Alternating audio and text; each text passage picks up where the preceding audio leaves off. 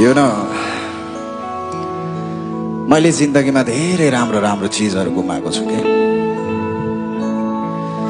जसमध्येमा सबैभन्दा राम्रो चिज चाहिँ तिमी थियौ।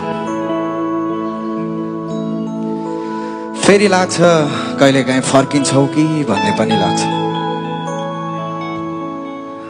फेरि एक मनले एक्लै सोध्छु हाम्रो सम्बन्ध चिसिनुमा कि मेरै न्यानोपनको पो कमी थियो कि।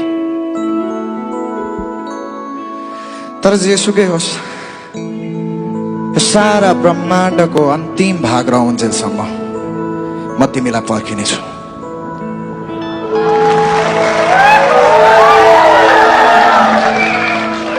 तिमीले कतैबाट यो स्टेजलाई, मेरो आवाजलाई सुन्दैछौ भने this is only for you my beautiful lady.